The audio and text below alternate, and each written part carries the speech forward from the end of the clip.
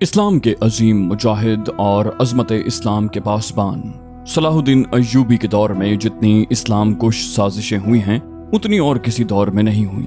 صلیبیوں اور یہودیوں نے مسلمان امراء اور فوجی کمانڈروں کو ہاتھ میں لے کر صلاح الدین ایوبی اور نور الدین زنگی کے خلاف استعمال کرنے کے لیے جہاں بے دریغ دولت استعمال کی، وہاں اپنی جوان اور خوبصورت لڑکیوں کو خصوصی ٹریننگ دے کر مکمل بے حیائی سے استعمال کیا۔ انہوں نے دیکھ لیا تھا کہ صلاح الدین ایوبی کو میدان جنگ میں شکست دینا آسان نہیں۔ سلطان ایوبی کا طریقہ جنگ ایسا تھا کہ صلیبی جنگی طاقت کی افراط اور برتری کے باوجود شکست کھا جاتے۔ چنانچہ انہوں نے سلطنت اسلامیہ میں خصوصاً مصر میں جس کی عمارت اور فوجی قیادت صلاح الدین ایوبی کے ہاتھ میں تھی، جاسوسی، تخریب کاری اور اس وقت کی نوجوان نسل کی کردار کشی کی مہم تیز کر دی۔ دولت اور عورت کو خوب استعمال کیا اور صلاح الدین ایوبی کی ہائی کمان اور انتظامیہ میں غدار پیدا کر لیے۔ یہ مذہب اور ایمان فروشوں کا گروہ تھا۔ صلاح الدین ایوبی کو ایک جنگ تو میدان میں لڑنی پڑی، یہ بڑے بڑے مارکوں کا سلسلہ تھا جو صلیبی جنگوں کے نام سے ہم تک پہنچا، مگر اس جنگ کی کوئی تفصیل ہم تک نہیں پہنچی جو سلطان ایوبی نے صلیبی جاسوسوں، جن میں حسین لڑکیاں تھیں اور حسن بن صباح کے پیشہ ور قاتل بھی شامل تھے، ان کے خلاف لڑی۔ ان قاتلوں کو فدائی بھی کہا جاتا تھا اور حشیشین بھی۔ انہوں نے صلاح الدین ایوبی پر 4 قاتلانہ حملے کیے۔ اللہ کا یہ مجاہد ہر بار اپنے زور بازو سے بچ گیا۔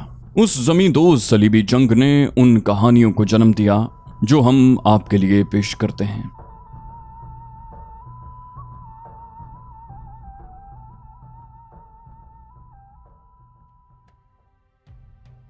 تم پرندوں سے دل بہلایا کرو۔ سپاہ گری اس آدمی کے لیے ایک خطرناک کھیل ہے جو عورت اور شراب کا دل دادا ہو۔ یہ الفاظ اپریل 1175 عیسوی میں صلاح الدین ایوبی نے اپنے چچا زاد بھائی خلیفہ الصالح کے ایک امیر سیف الدین کو لکھے تھے۔ ان دونوں نے صلیبیوں کو درپردہ مدد اور زر و جواہرات کا لالچ دیا اور صلاح الدین ایوبی کو شکست دینے کی سازش کی تھی۔ صلیبی یہی چاہتے تھے۔ انہوں نے حملہ کیا، الصالح اور سیف الدین نے ان کی مدد کی۔ صلاح الدین ایوبی نے ان سب کو شکست دی۔ امیر سیف الدین اپنا مال و متاع چھوڑ کر بھاگ گیا۔ اس کی ذاتی خیمہ گاہ سے رنگ برنگے پرندے، حسین اور جوان رقاصائیں اور گانے والیاں، ساز اور سازندے اور شراب کے مٹکے برآمد ہوئے۔ صلاح الدین ایوبی نے پرندوں کو، ناچنے گانے والیوں اور ان کے سازندوں کو رہا کر دیا اور امیر سیف الدین کو اس مضمون کا خط لکھا: تم دونوں نے کفار کی پشت پناہی کر کے ان کے ہاتھوں میرا نام و نشان مٹانے کی ناپاک کوشش کی، مگر یہ نہ سوچنا کہ تمہاری یہ سازش عالم اسلام کا بھی نام و نشان مٹا سکتی ہے۔ تم اگر مجھ سے حسد کرتے تھے تو مجھے قتل کروا دیا ہوتا۔ تم مجھ پر 2 قاتلانہ حملے کروا چکے ہو، دونوں ناکام رہے۔ اب ایک اور کوشش کر دیکھو، ہو سکتا ہے کامیاب ہو جاؤ۔ اگر تم مجھے یہ یقین دلا دو کہ میرا سر میرے تن سے جدا ہو جائے تو اسلام اور زیادہ سربلند ہوگا، تو رب کعبہ کی قسم میں تمہاری تلوار سے اپنا سر کٹواؤں گا اور تمہارے قدموں میں رکھ دینے کی وصیت کروں گا۔ میں تمہیں صرف یہ بتا دینا چاہتا ہوں کہ کوئی غیر مسلم مسلمان کا دوست نہیں ہو سکتا۔ تاریخ تمہارے سامنے ہے، اپنا ماضی دیکھو۔ شاہ فرینک اور ریمانڈ جیسے اسلام دشمن صلیبی تمہارے دوست صرف اس لیے بنے تھے کہ تم انہیں مسلمانوں کے خلاف میدان میں اترنے کی شہ اور مدد دو۔ اگر وہ کامیاب ہو جاتے تو ان کا اگلا شکار تم ہوتے، اور اس کے بعد ان کا یہ خواب بھی پورا ہو جاتا کہ اسلام صفحہ ہستی سے مٹ جاتا۔ تم جنگجو قوم کے فرد ہو، فن سپاہ گری تمہارا قومی پیشہ ہے۔ ہر مسلمان اللہ کا سپاہی ہے، مگر ایمان اور کردار بنیادی شرط ہے۔ تم پرندوں سے ہی دل بہلایا کرو۔ سپاہ گری اس آدمی کے لیے ایک خطرناک کھیل ہے جو عورت اور شراب کا دل دادا ہو۔ میں تم سے درخواست کرتا ہوں کہ میرے ساتھ تعاون کرو اور میرے ساتھ جہاد میں شریک ہو جاؤ۔ اگر یہ نہ کر سکو تو میری مخالفت سے باز آ جاؤ، میں تمہیں کوئی سزا نہیں دوں گا۔ اللہ تمہارے گناہ معاف کرے۔ ایک یورپی مورخ لین پال لکھتا ہے، صلاح الدین ایوبی کے ہاتھ جو مال غنیمت لگا اس کا کوئی حساب نہیں تھا۔ جنگی قیدی بھی بے اندازہ تھے۔ صلاح الدین ایوبی نے تمام تر مال غنیمت 3 حصوں میں تقسیم کیا۔ ایک حصہ جنگی قیدیوں میں تقسیم کر کے انہیں رہا کر دیا، دوسرا حصہ اپنی سپاہ اور غریبوں میں تقسیم کیا، اور تیسرا حصہ مدرسہ نظام الملک کو دے دیا۔ اس نے اسی مدرسے سے تعلیم حاصل کی تھی، نہ خود کچھ رکھا نہ اپنے کسی جرنیل کو کچھ دیا۔ اس کا نتیجہ یہ ہوا کہ جنگی قیدی جن میں بہت سے مسلمان تھے اور باقی غیر مسلم رہا ہو کر صلاح الدین ایوبی کے کیمپ میں جمع ہو گئے اور اس کی اطاعت قبول کر کے اپنی خدمات اس کی فوج کے لیے پیش کر دیں۔ ایوبی کی کشادہ ظرفی اور عظمت دور دور تک مشہور ہو گئی۔ اس سے پہلے حسن بن صباح کے پراسرار فرقے فدائی، جنہیں یورپی مورخوں نے اسیسنز لکھا ہے، صلاح الدین ایوبی پر 2 بار قاتلانہ حملہ کر چکے تھے، لیکن خدائے ذوالجلال کو اپنے اس عظیم مرد مجاہد سے بہت کام لینا تھا۔ دونوں بار ایک معجزہ ہوا کہ اسلام کا یہ محافظ بال بال بچا۔ اس پر تیسرا قاتلانہ حملہ اس وقت ہوا جب وہ اپنے مسلمان بھائیوں اور صلیبیوں کی سازش کی چٹان کو شمشیر سے ریزہ ریزہ کر چکا تھا۔ امیر سیف الدین میدان سے بھاگ گیا تھا، مگر وہ صلاح الدین ایوبی کے خلاف حسد اور کینے سے باز نہ آیا۔ اس نے حسن بن صباح کے قاتل فرقے کی مدد حاصل کی۔ یہ فرقہ ایک مدت سے اسلام کی آستین میں سانپ کی طرح پل رہا تھا۔ اس کا تفصیلی تعارف بہت ہی طویل ہے، مختصر یہ کہ جس طرح زمین سورج سے الگ ہو کر گناہوں کا گہوارہ بن گئی ہے، اسی طرح حسن بن صباح نام کے ایک آدمی نے اسلام سے الگ ہو کر نبیوں اور پیغمبروں والی عظمت حاصل کرنے کا منصوبہ بنایا۔ وہ اپنے آپ کو مسلمان ہی کہلاتا رہا اور ایسا گروہ بنا لیا جو طلسماتی طریقوں سے لوگوں کو اپنا پیروکار بناتا۔ اس مقصد کے لیے اس گروہ نے نہایت حسین لڑکیاں، نشہ آور جڑی بوٹیاں، ہپنوٹزم اور چرب زبانی جیسے طریقے اختیار کیے۔ بہشت بنائی جس میں جا کر پتھر بھی موم ہو جاتے۔ اپنے مخالفین کو ختم کرنے کے لیے قاتلوں کا ایک گروہ تیار کیا۔ قتل کے طریقے خفیہ اور پراسرار ہوتے تھے۔ اس فرقے کے افراد اس قدر چالاک، ذہین اور نڈر تھے کہ بھیس اور زبان بدل کر بڑے بڑے جرنیلوں کے باڈی گارڈ تک بن جاتے، اور جب کوئی پراسرار طریقے سے قتل ہو جاتا تھا تو قاتلوں کا سراغ ہی نہ ملتا۔ یہ لوگ سیاسی قتل کے ماہر تھے۔ زہر بھی استعمال کرتے تھے جو حسین لڑکیوں کے ہاتھوں شراب میں دیا جاتا۔ بہت مدت تک یہ فرقہ اسی مقصد کے لیے استعمال ہوتا رہا۔ اس کے پیروکار فدائی کہلاتے تھے، جنہیں حشیشین بھی کہا جاتا تھا، اور آج کل کا انگریزی لفظ اسیسن اسی سے نکلا ہے۔ صلاح الدین ایوبی کو نہ حسین لڑکیوں سے دھوکہ دیا جا سکتا تھا نہ شراب سے۔ وہ ان دونوں سے نفرت کرتا تھا۔ اسے قتل کرنے کا یہی ایک طریقہ تھا کہ اس پر قاتلانہ حملہ کیا جائے۔ اس کے محافظوں کی موجودگی میں اس پر حملہ نہیں کیا جا سکتا تھا۔ 2 حملے ناکام ہو چکے تھے۔ اب جبکہ صلاح الدین ایوبی کو یہ توقع تھی کہ اس کا چچا زاد بھائی الصالح اور امیر سیف الدین شکست کھا کر توبہ کر چکے ہوں گے، انہوں نے انتقام کی ایک اور زیر زمین کوشش کی۔ صلاح الدین ایوبی نے اس فتح کا جشن منانے کی بجائے حملے جاری رکھے اور 3 قصبوں کو قبضے میں لے لیا۔ ان میں غازہ کا مشہور قصبہ بھی تھا۔ اسی قصبے کے گرد و نواح میں ایک روز صلاح الدین ایوبی امیر جادہ الاسدی کے خیمے میں دوپہر کے وقت غنودگی کے عالم میں سستا رہا تھا۔ اس نے اپنی وہ پگڑی نہیں اتاری تھی جو میدان جنگ میں اس کے سر کو صحرا کے سورج اور دشمن کی تلوار سے محفوظ رکھتی تھی۔ خیمے کے باہر اس کے محافظوں کا دستہ موجود اور چوکس تھا۔ باڈی گارڈز کے اس دستے کا کمانڈر ذرا سی دیر کے لیے وہاں سے چلا گیا۔ ایک محافظ نے صلاح الدین ایوبی کے خیمے کے گرے ہوئے پردوں میں سے جھانکا۔ اسلام کی عظمت کے پاسبان کی آنکھیں بند تھیں۔ وہ پیٹھ کے بل لیٹا ہوا تھا۔ اس محافظ نے باڈی گارڈز کی طرف دیکھا۔ ان میں سے 3-4 باڈی گارڈز نے اس کی طرف دیکھا۔ محافظ نے اپنی آنکھیں بند کر کے کھولیں۔ 3-4 محافظ اٹھے اور دوسروں کو باتوں میں لگا لیا۔ محافظ خیمے میں چلا گیا، کمر بند سے خنجر نکالا، دبے پاؤں چلا اور پھر چیتے کی طرح سوئے ہوئے صلاح الدین ایوبی پر جست لگائی۔ خنجر والا ہاتھ اوپر اٹھا۔ این اس وقت صلاح الدین ایوبی نے کروٹ بدل لی۔ یہ نہیں بتایا جا سکتا کہ محافظ خنجر کہاں مارنا چاہتا تھا، دل میں یا سینے میں، مگر ہوا یوں کہ خنجر صلاح الدین ایوبی کی پگڑی کے بالائی حصے میں اتر گیا اور سر سے بال برابر دور رہا۔ پگڑی سر سے اتر گئی۔ صلاح الدین ایوبی بجلی کی تیزی سے اٹھا۔ اسے یہ سمجھنے میں دیر نہ لگی کہ یہ سب کیا ہے۔ اس پر اس سے پہلے ایسے 2 حملے ہو چکے تھے۔ اس نے اس پر بھی حیرت کا اظہار نہ کیا کہ حملہ آور اس کے اپنے باڈی گارڈز کے لباس میں تھا، جسے اس نے خود اپنے باڈی گارڈز کے لیے منتخب کیا تھا۔ اس نے ایک سانس جتنا عرصہ بھی ضائع نہ کیا۔ حملہ آور اس کی پگڑی سے خنجر کھینچ رہا تھا۔ ایوبی سر سے ننگا تھا۔ اس نے حملہ آور کی ٹھوڑی پر پوری قوت سے گھونسا مارا۔ ہڈی ٹوٹنے کی آواز سنائی دی۔ حملہ آور کا جبڑا ٹوٹ گیا تھا۔ وہ پیچھے کو گرا اور اس کے منہ سے ہیبتناک آواز نکلی۔ اس کا خنجر صلاح الدین ایوبی کی پگڑی میں رہ گیا تھا۔ ایوبی نے اپنا خنجر نکال لیا۔ اتنے میں 2 محافظ دوڑتے اندر آئے۔ ان کے ہاتھوں میں تلواریں تھیں۔ صلاح الدین ایوبی نے انہیں کہا کہ اسے زندہ پکڑ لو، مگر یہ دونوں محافظ صلاح الدین ایوبی پر ٹوٹ پڑے۔ صلاح الدین ایوبی نے ایک خنجر سے 2 تلواروں کا مقابلہ کیا۔ یہ مقابلہ 1-2 منٹ کا تھا کیونکہ تمام باڈی گارڈز اندر آ گئے تھے۔ صلاح الدین ایوبی یہ دیکھ کر حیران رہ گیا کہ اس کی باڈی گارڈز 2 حصوں میں تقسیم ہو کر ایک دوسرے کو لہو لہان کر رہے تھے۔ اسے چونکہ معلوم نہیں تھا کہ ان میں اس کا دشمن کون اور دوست کون ہے، وہ اس مارکے میں شریک نہ ہو سکا۔ کچھ دیر کے بعد جب باڈی گارڈز میں سے چند ایک مارے گئے، کچھ بھاگ گئے اور بعض زخمی ہو کر بے حال ہو گئے، تو انکشاف ہوا کہ اس دستے میں جو صلاح الدین ایوبی کی حفاظت پر مامور تھا، 7 محافظ فدائی تھے جو صلاح الدین ایوبی کو قتل کرنا چاہتے تھے۔ انہوں نے اس کام کے لیے صرف ایک فدائی خیمے میں بھیجا تھا۔ اندر صورتحال بدل گئی تھی، چنانچہ باقی بھی اندر چلے گئے، اصل محافظ بھی اندر گئے۔ وہ صورتحال سمجھ گئے اور صلاح الدین ایوبی بچ گیا۔ اس نے اپنے پہلے حملہ آور کی شہرگ پر تلوار کی نوک رکھ کر پوچھا کہ وہ کون ہے اور اسے کس نے بھیجا ہے۔ سچ بولنے کے بدلے صلاح الدین ایوبی نے اسے جان بخشی کا وعدہ دیا۔ اس نے بتا دیا کہ وہ فدائی ہے اور اسے کمشتکن، جسے بعض مورخوں نے گمشتگین لکھا ہے، اس نے اس کام کے لیے بھیجا تھا۔ کمشتکین الصالح کے ایک قلعے کا گورنر تھا۔ تاریخ اسلام کا یہ حقیقی ڈرامہ 23 مارچ 1169 کے روز سے شروع ہوتا ہے، جب صلاح الدین ایوبی کو مصر کا وائس رائے اور فوج کا کمانڈر ان چیف بنایا گیا۔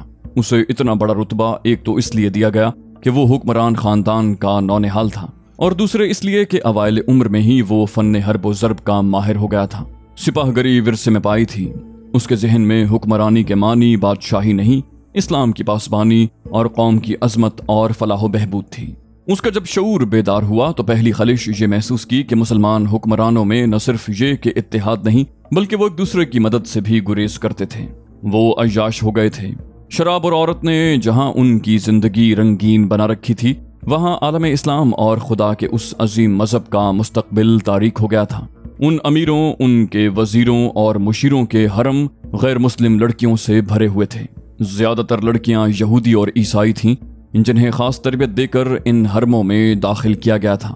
غیر معمولی حسن اور اداکاری میں کمال رکھنے والی یہ لڑکیاں مسلمان حکمرانوں اور سربراہوں کے کردار اور قومی جذبے کو دیمک کی طرح کھا رہی تھیں۔ اس کا نتیجہ یہ تھا کہ صلیبی، جن میں فرنگی خاص طور پر قابل ذکر ہیں، مسلمانوں کی سلطنتوں کے ٹکڑے ہڑپ کرتے چلے جا رہے تھے، اور بعض مسلم حکمران شاہ فرینک کو سالانہ ٹیکس یا جزیہ ادا کر رہے تھے، جس کی حیثیت غنڈہ ٹیکس کی سی تھی۔ صلیبی اپنی جنگی قوت کے رعب سے اور چھوٹے موٹے حملوں سے حکمرانوں کو ڈراتے رہتے، کچھ علاقے پر قبضہ کر لیتے، تاوان اور ٹیکس وصول کرتے تھے۔ ان کا مقصد یہ تھا کہ آہستہ آہستہ دنیائے اسلام کو ہڑپ کر لیا جائے۔ مسلمان حکمران اپنی رعایا کا خون چوس کر ٹیکس دیتے رہتے تھے۔ ان کا مقصد یہ تھا کہ انہیں عیش و عشرت میں پریشان نہ کیا جائے۔ فرقہ پرستی کے بیج بھی بو دیے گئے تھے۔ ان میں سب سے زیادہ خطرناک فرقہ حسن بن صباح کا تھا، جو صلاح الدین ایوبی کی جوانی سے 1 صدی پہلے معرض وجود میں آیا تھا۔ یہ مفاد پرستوں کا فرقہ تھا، بے حد خطرناک اور پراسرار۔ یہ لوگ اپنے آپ کو فدائی کہلاتے تھے، جو بعد میں حشیشین کے نام سے مشہور ہوئے، کیونکہ وہ حشیش نام کی ایک نشہ آور شے سے دوسروں کو اپنے جال میں پھانستے تھے۔ صلاح الدین ایوبی نے مدرسہ نظام الملک میں تعلیم حاصل کی تھی۔ یاد رہے کہ نظام الملک دنیائے اسلام کی ایک سلطنت کے وزیر تھے۔ یہ مدرسہ انہوں نے قائم کیا تھا، جس میں اسلامی تعلیم دی جاتی اور بچوں کو اسلامی نظریات اور تاریخ سے بہرہ کیا جاتا۔ ایک مورخ ابن الاطہر کے مطابق نظام الملک حسن بن صباح کے فدائیوں کا پہلا شکار ہوئے تھے، کیونکہ وہ رومیوں کی توسیع پسندی کی راہ میں چٹان بنے ہوئے تھے۔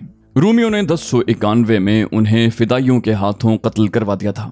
ان کا مدرسہ قائم رہا۔ صلاح الدین ایوبی نے وہیں تعلیم حاصل کی۔ اسی عمر میں اس نے سپاہ گری کی تربیت اپنے بزرگوں سے لی۔ نور الدین زنگی نے اسے جنگی چالیں سکھائیں، ملک کے انتظامات کے سبق دیے اور ڈپلومیسی میں مہارت دی۔ اس تعلیم و تربیت نے اس کے اندر وہ جذبہ پیدا کر دیا جس نے آگے چل کر اسے صلیبیوں کے لیے بجلی بنا دیا۔ اوائل جوانی میں ہی اس نے وہ ذہانت اور اہلیت حاصل کر لی تھی جو ایک سالار اعظم کے لیے ضروری ہوتی ہے۔ صلاح الدین ایوبی نے فن حرب و ضرب میں جاسوسی یعنی انٹیلیجنس، کمانڈو اور گوریلا آپریشن کو خصوصی اہمیت دی۔ اس نے دیکھ لیا تھا کہ صلیبی جاسوسی کے میدان میں آگے نکل گئے ہیں اور وہ مسلمانوں کے نظریات پر نہایت کارگر حملے کر رہے ہیں۔ صلاح الدین ایوبی نظریات کے محاذ پر لڑنا چاہتا تھا، جس میں تلوار استعمال نہیں ہوتی۔ اس کہانی میں آگے چل کر آپ دیکھیں گے کہ اس کی تلوار کا وار تو گہرا ہوتا ہی تھا، اس کی محبت کا وار اس سے کہیں زیادہ مار کرتا۔ اس کے لیے تحمل اور بردباری کی ضرورت ہوتی ہے جو اس نے اوائل عمر میں ہی اپنے آپ میں پیدا کر لی تھی۔ اسے جب مصر کا وائس رائے اور کمانڈر ان چیف بنا کر مصر بھیجا گیا تو ان سینئر افسروں نے ہنگامہ برپا کر دیا جو اس عہدے کی آس لگائے بیٹھے تھے۔ ان کی نگاہ میں صلاح الدین ایوبی ابھی طفل مکتب تھا، مگر اس طفل مکتب نے جب ان کا سامنا کیا، اس کی باتیں سنی تو ان کا احتجاج سرد پڑ گیا۔ مورخ لین پال کے مطابق صلاح الدین ایوبی ڈسپلن کا بڑا ہی سخت ثابت ہوا۔ اس نے تفریح، عیاشی اور آرام کو اپنے لیے اور اپنی افواج کے لیے حرام قرار دے دیا۔ اس نے اپنی دماغی اور جسمانی قوتوں کو صرف اس مقصد پر مرکوز کر دیا کہ سلطنت اسلامیہ کو مستحکم کرنا ہے اور صلیبیوں کو اس سرزمین سے نکالنا ہے۔ فلسطین پر وہ ہر قیمت پر قبضہ کرنا چاہتا تھا۔ اس نے یہی مقاصد اپنی فوج کو دیے۔ مصر کا وائس رائے بن کر اس نے کہا، خدا نے مجھے مصر کی سرزمین دی ہے، اس کی ذات باری مجھے فلسطین بھی ضرور عطا کرے گی۔ مگر مصر پہنچ کر اس پر انکشاف ہوا کہ اس کا مقابلہ صرف صلیبیوں سے نہیں بلکہ اپنے مسلمان بھائیوں نے اس کی راہ میں بڑے بڑے حسین جال بچھا رکھے ہیں جو صلیبیوں کے عزائم اور جنگی قوت سے زیادہ خطرناک ہیں۔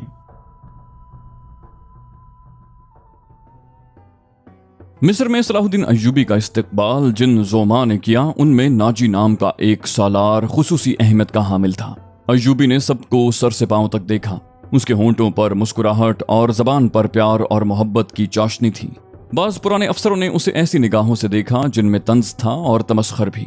وہ صلاح الدین ایوبی کے صرف نام سے واقف تھے یا اس کے متعلق یہ جانتے تھے کہ وہ حکمران خاندان کا فرد اور اپنے چچا کا جانشین ہے۔ وہ یہ بھی جانتے تھے کہ نور الدین زنگی کے ساتھ اس کا کیا رشتہ ہے۔ ان کی نگاہوں میں صلاح الدین ایوبی کی اہمیت بس اس کے خاندان کی بدولت تھی، یا اس وجہ سے انہوں نے اسے اہمیت دی کہ وہ مصر کا فوجی وائس رائے بن کر آیا تھا۔ اس کے سوا انہوں نے صلاح الدین ایوبی کو کوئی وقت نہ دی۔ ایک بوڑھے افسر نے اپنے ساتھ کھڑے افسر کے کان میں کہا، بچہ ہے، اسے ہم پال لیں گے۔ مورخ اور اس وقت کے واقع نگار یہ نہیں بتا سکتے کہ صلاح الدین ایوبی نے ان لوگوں کی نظریں بھانپ لی تھیں یا نہیں۔ وہ استقبال کرنے والے اس ہجوم میں بچہ لگ رہا تھا۔ البتہ جب وہ ناجی کے سامنے مصافحہ کرنے کے لیے رکا تو ایوبی کے چہرے پر تبدیلی سی آ گئی۔ وہ ناجی سے ہاتھ ملانا چاہتا تھا، لیکن ناجی جو اس کی باپ کی عمر کا تھا سب سے پہلے درباری خوشامدیوں کی طرح جھکا، پھر ایوبی سے بغل گیر ہو گیا۔ اس نے ایوبی کی پیشانی چوم کر کہا، میرے خون کا آخری قطرہ بھی تمہاری جان کی حفاظت کے لیے بہے گا، تم میرے پاس زنگی کی امانت ہو۔ صلاح الدین ایوبی نے ناجی کا ہاتھ چوم کر کہا، میری جان عظمت اسلام سے زیادہ قیمتی نہیں۔ محترم، اپنے خون کا ایک ایک قطرہ سنبھال کر رکھیے، صلیبی سیاہ گھٹاؤں کی مانند چھا رہے ہیں۔ ناجی جواب میں صرف مسکرایا جیسے صلاح الدین ایوبی نے کوئی لطیفہ سنایا ہو۔ صلاح الدین ایوبی اس تجربہ کار سالار کی مسکراہٹ کو غالباً نہ سمجھ سکا۔ ناجی فاطمی خلافت کا پروردہ سالار تھا۔ وہ مصر میں باڈی گارڈز کا کمانڈر تھا جس کی نفری 50,000 تھی اور ساری کی ساری نفری سوڈانی تھی۔ یہ فوج اس دور کے جدید ہتھیاروں سے مسلح تھی اور یہ فوج ناجی کا ہتھیار بن گئی تھی جس کے زور پر وہ بے تاج بادشاہ بنا بیٹھا تھا۔ وہ سازشوں اور مفاد پرستوں کا دور تھا۔ اسلامی دنیا کی مرکزیت ختم ہو چکی تھی۔ صلیبیوں کی بھی نہایت دلکش تخریب کاریاں شروع ہو چکی تھیں۔ زرپرستی اور تعیش کا دورہ تھا۔ جس کے پاس ذرا سی بھی طاقت تھی اسے وہ اپنے اقتدار کے تحفظ کے لیے اور دولت سمیٹنے کے لیے استعمال کرتا تھا۔ سوڈانی باڈی گارڈز فوج کا کمانڈر ناجی مصر میں حکمرانوں اور دیگر سربراہوں کے لیے دہشت بنا ہوا تھا۔ خدا نے اسے سازش ساز دماغ دیا تھا۔ اسے اس دور کا بادشاہ ساز کہا جاتا تھا۔ بنانے اور بگاڑنے میں خصوصی مہارت رکھتا تھا۔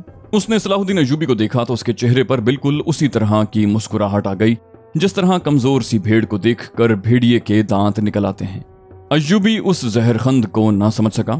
اس کے لیے سب سے زیادہ اہم آدمی ناجی ہی تھا کیونکہ وہ 50,000 باڈی گارڈز کا کمانڈر تھا اور صلاح الدین ایوبی کو اس کی فوج کی ضرورت تھی۔ صلاح الدین ایوبی سے کہا گیا کہ حضور بڑی لمبی مسافت سے تشریف لائے ہیں، پہلے آرام تو کر لیں۔ اس نے کہا، میرے سر پر جو دستار رکھ دی گئی ہے میں اس کے اہل نہیں تھا۔ اس دستار نے میرا آرام اور میری نیند ختم کر دی ہے۔ کیا آپ حضرات مجھے اس چھت کے نیچے نہیں لے چلیں گے جہاں میرے فرائض میرا انتظار کر رہے ہیں؟ اس کے نائب نے پوچھا، کیا حضور کام سے پہلے توام پسند نہیں فرمائیں گے؟ صلاح الدین ایوبی نے کچھ سوچا اور ان کے ساتھ چل پڑا۔ لمبے تڑنگے قوی ہیکل باڈی گارڈز اس عمارت کے سامنے 2 رویا کھڑے تھے جس میں کھانے کا انتظام کیا گیا تھا۔ ایوبی نے ان گارڈز کے قد بت اور ہتھیار دیکھے تو اس کے چہرے پر رونق آ گئی۔ मगर ये रौनक दरवाजे में कदम रखते ही गायब हो गई। वहां 4 नौजवान लड़कियां, जिनके जिस्मों में ज़ुहद, शिकन, लचक और शानों पर बिखरे हुए रेशमी बालों में कुदरत का हुस्न समोया हुआ था, हाथों में फूलों की पत्तियों से भरी हुई खुशनुमा टोकरियां उठाए खड़ी थीं। उन्होंने सलाहुद्दीन अय्यूबी के रास्ते में पत्तियां बखेरनी शुरू कर दीं और उसके साथ दफ की ताल पर ताऊस और रुबाब और शहनाइयों का मशहूर कुन नगमा उभरा। अय्यूबी ने रास्ते में फूलों की पत्तियां देख कर कदम पीछे कर लिया। नाजी और उसका नायब उसके दाएं बाएं था। वो दोनों झुक गए और उसे आगे चलने की दावत दी। ये वो अंदाज था जिसे मुगल बादशाहों ने हिंदुस्तान में राइज किया था। उसने कहा, सलाहुद्दीन अय्यूबी फूलों की पत्तियां मसलने नहीं आया। अय्यूबी ने ऐसी मुस्कुराहट से कहा जो उन लोगों ने पहले कम ही कभी किसी के होंठों पर देखी थी। नाजी ने कहा, हम हुजूर के रास्ते में आसमान से तारे भी नोच कर बिछा सकते हैं। सलाहुद्दीन अय्यूबी ने कहा, अगर मेरी राह में कुछ बिछाना चाहते हो तो वो एक ही चीज है जो मेरे दिल को भाती है। नायब ने कहा, आप हुक्म दें, वो कौन सी चीज है जो हुजूर के दिल को भाती है? सलाहुद्दीन अय्यूबी ने मुस्कुरा कर कहा, सलीबियों की लाशें। लेकिन फिर फौरन ही उसकी मुस्कुराहट गायब हो गई। उसकी आंखों से शोले निकलने लगे। उसने धीमी आवाज में, जिसमें कहर और अताब छुपा हुआ था, कहा, मुसलमान की जिंदगी फूलों की सेज नहीं। जानते नहीं हो सलीबी सल्तनत इस्लामिया को चूहों की तरह खा रहे हैं। और जानते हो कि वो क्यों कामयाब हो रहे हैं? सिर्फ इसलिए कि हमने फूलों की पत्तियों पर चलना शुरू कर दिया है। हमने अपनी बच्चियों को नंगा करके उनकी इस्मतें रौंद डाली हैं। मेरी नजरें फलस्तीन पर लगी हुई हैं। तुम मेरी राह में फूल बिछाकर मिस्र से भी इस्लाम का परचम उतरवा देना चाहते हो। उसने एक नजर सबको देखा और फिर दबदबे से कहा, उठा लो ये फूल मेरे रास्ते से। मैंने इन पर कदम रखा तो मेरी रूह कांटों से छलनी हो जाएगी। हटा दो इन लड़कियों को मेरे रास्ते से। कहीं ऐसा ना हो कि मेरी तलवार इनके इतने दिलकश सुनहरे बालों में उलझ कर बेकार हो जाए। कहने वालों ने कहा, हुजूर की चाहो हशमत। सलाहुद्दीन अय्यूबी ने बोलने वालों को टोक दिया, मुझे हुजूर न कहो। उसका अंदाज ऐसा था जैसे तलवार से किसी काफिर की गर्दन काटती हो।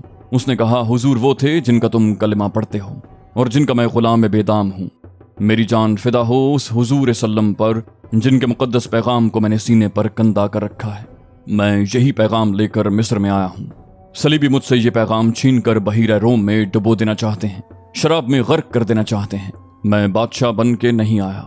लड़कियां किसी के इशारे पर फूलों की पत्तियां समेटकर वहां से हट गईं। सलाहुद्दीन अय्यूबी तेजी से दरवाजे के अंदर चला गया। एक वसी कमरा था। उसमें एक लंबी मेज रखी थी जिस पर रंगारंग फूल बिखरे हुए थे और उनके दरमियान रोस्ट किए हुए बकरों के बड़े बड़े टुकड़े, सालिम मुर्ग और जाने कैसे कैसे खाने सजे हुए थे।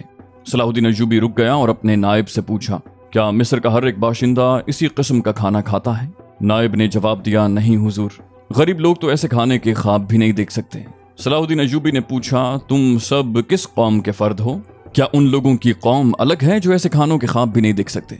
किसी तरफ से कोई जवाब न पाकर उसने कहा, इस जगह जिस कदर मुलाजिम हैं और जहां जितने सिपाही ड्यूटी पर हैं उन सबको अंदर बुलाओ, ये खाना उन्हें खिला दो। उसने लपक कर एक रोटी उठाई, उस पर 2-3 बोटियां रखीं और खड़े खड़े खाने लगा। निहायत तेजी से पूरी रोटी खाकर पानी पिया और बॉडीगार्ड्स के कमांडर नाजी को साथ लेकर उस कमरे में चला गया जो वायसरॉय का दफ्तर था। 2 घंटे के बाद नाजी बाहर निकला, दौड़कर अपने घोड़े पर सवार हुआ, एड़ लगाई और नजरों से ओझल हो गया। रात नाजी के खास कमरे में उसके 2 कमांडर जो उसके मोतमिद और हमराज थे उसके पास बैठे शराब पी रहे थे। तो दोस्तों, ये थी हमारी आज की एपिसोड। उम्मीद करते हैं आपको हमारी एपिसोड पसंद आई होगी। जाने से पहले इस वीडियो को लाइक, शेयर और कमेंट करना मत भूलिए। और अगर आप हमारे चैनल पर नए हैं तो इसे सब्सक्राइब कीजिए और बेल आइकन पर क्लिक कीजिए ताकि आपको तमाम वीडियोस फौरन मिलती रहें। अगली वीडियो तक के लिए अपना ख्याल रखिए। अल्लाह हाफिज़।